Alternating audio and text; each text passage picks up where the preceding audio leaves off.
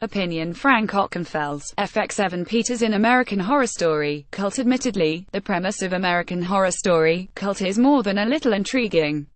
Back in February, creator Ryan Murphy teased that the 7th season of his horror anthology series would deal with the 2016 presidential election, later clarifying that it would do so only obliquely.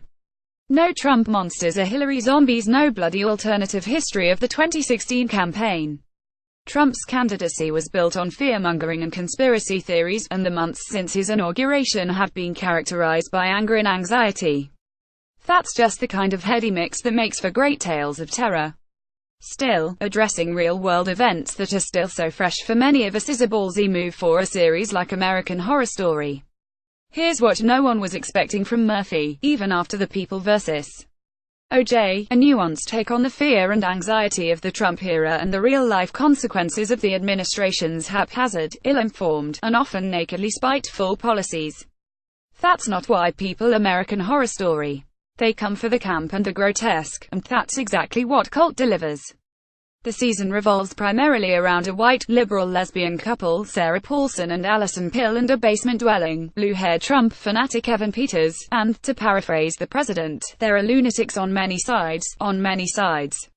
Paulson's ally is a cartoonish liberal snowflake, beset by phobias and paranoia. Peters' Kai is a dead-eyed, wannabe demagogue. Neither character illuminates anything about the white women who couldn't seem to bring themselves to vote for Clinton or the disaffected white men whose sense of grievance Trump rode all the way to the White House.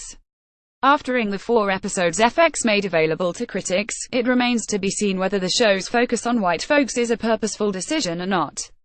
TV is handling Trump's presidency, directly and indirectly, in ways you may not have expected.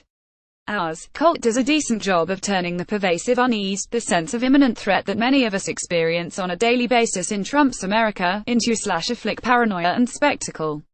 But it doesn't engage in any meaningful way with the causes of that unease. And this is where I part company with the critics who are content to ride Murphy's roller coaster for the gruesome, escapist thrill of it. Call me a liberal killjoy, but I question whether satirizing what can fairly be described as a national crisis is at all useful, particularly when the satire in question is so facile. Look, I get it, we all need a release valve these days, and horror in particular often serves as a form of catharsis, while also reflecting the prevailing anxieties of the time. The tension builds until you experience that giddy relief after a jump scare. But my fear is that Cult, with its murderous clowns and hysterical feminists, will simply confirm to Americans of all political stripes that the world has gone mad. They'll chuckle to themselves at the familiar sense that all sides are crazy. They'll roll their eyes, throw up their hands and go back to ing Fox News and MSNBC, to clicking links to Breitbart and the Raw story on Facebook, instead of engaging in rational political discourse. I was hesitant to even write this particular hot take. Maybe I should lighten up. After all, it's only American Horror Story.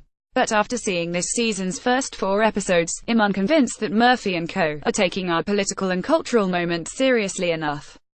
With terror on the streets of Charlottesville, with an increasingly defiant, nuclear-armed North Korea launching missile tests on a weekly basis, with a climate change denier in charge of the EPA even as unprecedented storms bear down on the southern coast, and with the President of the United States himself blithely chipping away at the institutional norms that undergird American democracy, American Horror Story Cult looks like little more than gratuitous spectacle.